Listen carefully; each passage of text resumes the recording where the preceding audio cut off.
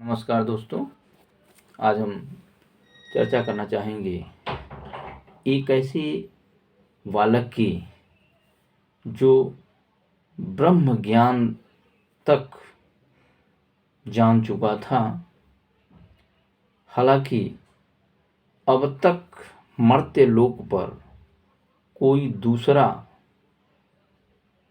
ऐसे 3 ज्ञान नहीं सीखे थे जो वह 8 या 10 वर्षीय बालक जान चुका था।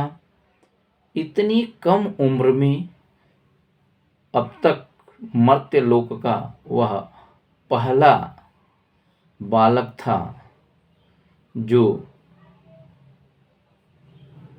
यमलोक पहुंचकर और ब्रह्म ज्ञान सीखा था। उस बालक का नाम था नचिकेता। अर्थात हम ब्रह्मज्ञानी नचिकेता की कहानी से आपको रूबरू कराने जा रहे हैं। प्राचीन काल में बाजस्वा ऋषि थे। इसी महान ऋषि का पुत्र था नचिकेता। ऋषि शर्वमेध यज्ञ किए। इस यज्ञ का आशय होता है सब कुछ दान देने वाला यज्ञ। महर्षि अपने इस यज्ञ के दौरान सभी गायों को दान कर दिया। हालांकि जिन गायों को वे दान कर रहे थे वे काफी पतली थीं, कुपोषित थीं। उन्हीं गायों को दान कर रहे थे। पुत्र नचिकेता को ये अच्छा नहीं लग रहा था। वे बार बार अपने पिता से कुरेदते रहते थे कि पिताजी आप दान कीजिए, लेकिन इन दुबले पतले गायों को दान करने से क्या फायदा। अंत समय में ऐसे दुबली पतली गायों को हमें सेवा करने की जरूरत है। यदि आप दान देना चाहते हैं तो ऐसा दान दीजिए जो दूसरे के काम आए। अर्थात हिष्ट पुष्ट गायों को दान कीजिए। मुझे कोई एतराज नहीं था। पहले तो पिता अर्थात ऋषि बाजस्वा अपने पुत्र के इन बातों को अनसुना कर रहे थे, लेकिन बाद में जब पुत्र बार बार यही बात कहता रहा तो पिता को क्रोध आ गया और क्रोध होकर इसे श्राप दे दिया। श्राप दे दिया मतलब श्राप कौन सा दिए आइए जाने। अर्थात हिष्ट पुष्ट गायों की बजाय दुबली पतली गायों को देते समय जब बार बार ये पुत्र नचिकेता कोरे देता रहा, पिता उसकी बात अनसुनी करते रहे, तो अंत में नचिकेता ने यहाँ तक कह डाला कि मुझे किसे दान दे रहे हैं। अर्थात जिस तरह दुबली पतली गाय जो किसी काम की नहीं है उसे आप दान दे रहे हैं, तो मैं भी तो अभी बालक हूँ, नाबालिग हूँ, किसी काम के नहीं है, तो हमें किसे दान दे रहे हैं। पिता क्रोधित होकर के कहा कि तुम्हें यम को दान दे रहा हूँ। बाद में पिता पछताने लगा कि यम को दान देने का मतलब यम लोक पहुंचा देना, यानी अपने पुत्र को ही मृत्यु के मुंह में ढकेल देना, यम को दे देना। बाद में पिता बहुत समझाए बुझाए दूसरे से अपने पुत्र नचिकेता को समझाने का हर संभव प्रयास किए, लेकिन नचिकेता नहीं माने। अपने पिता को की आज्ञा मान करके वह यमलोक पहुंच गए। यमलोक यम कहीं गए हुए थे, इसलिए उनके दरवाजे पर 3 दिन तक ये बैठे रह गए।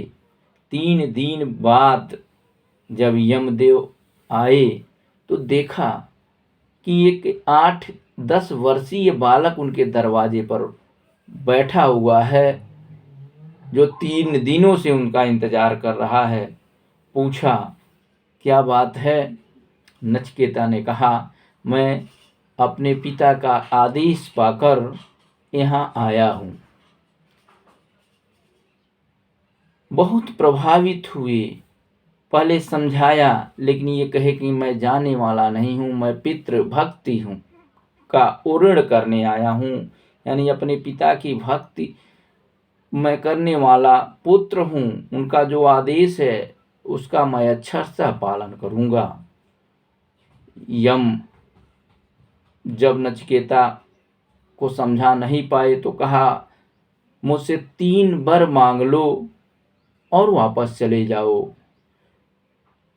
नचिकेता कहे, अच्छा अवसर है, वर मांग लेना चाहिए। पहला वर इन्होंने मांगा कि इनके पिता अपने पुत्र के वियोग में शोकाकुल हुए होंगे, उन्हें ऐसा ज्ञान दे दीजिए कि वे शोक से बाहर निकल जाएं। यमदेव चाहते थे कि किसी तरह यह लड़का वापस चला जा। कहा, तथास्तु। फिर समझाया कि मैं तुम्हारा एक वर पूरा कर दिया, अब तुम वापस चले जाओ। लेकिन लड़का नहीं माना, बैठा रहा कि मुझे यहीं रहना है। फिर यमदेव ने कहा कि अच्छा दूसरा वर भी मांग लो। नचिकेता ने कहा, स्वर्ग प्राप्ति का रास्ता हमें बता दीजिए। उसे भी तथास्तु कह दिया यमदेव ने। फिर भी यह बालक वापस आने को तैयार नहीं हुआ। बार बार कहने के बावजूद जब नचिकेता नहीं माने तो फिर यमदेव ने कहा कि अब तीसरा वर भी मैं तुम्हें दे रहा हूँ, अब वापस चले जाओ, मांग लो तीसरा वर। नचिकेता ने कहा, मुझे ब्रह्म ज्ञान दीजिए। यमदेव ने कहा, ये ज्ञान तो मुझमें भी नहीं है, देवता लोग इस ज्ञान के लिए तरसते हैं। नचिकेता ने कहा, ऐसा नहीं हो सकता, जब आप मृत्यु के देव हैं तो फिर ब्रह्म ज्ञान से अपरिचित होना ये संभव नहीं है। फिर यमदेव ने समझाया कि मानव के जो 2 धर्म होते हैं, पहला धर्म जो होता है कल्याण हेतु और दूसरा भोग हेतु। पहला रास्ता कठिन होता है, दूसरा रास्ता सरल होता है।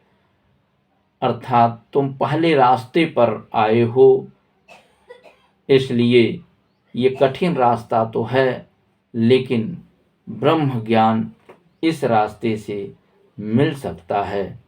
इस तरह यह 8 वर्षीय नचिकेता बालक मर्त्यलोक का पहला बालक हुआ, जो स्वर्ग प्राप्ति के रास्ते के साथ ही ब्रह्म ज्ञान भी सीख लिया।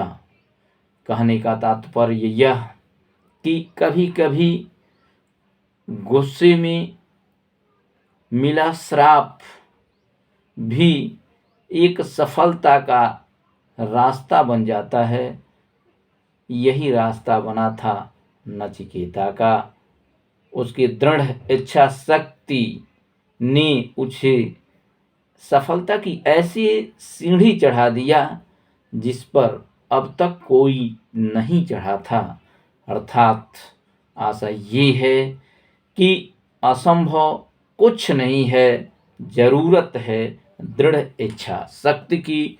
सफलता निश्चित रूप में हमें मिलेगी। नमस्कार, धन्यवाद।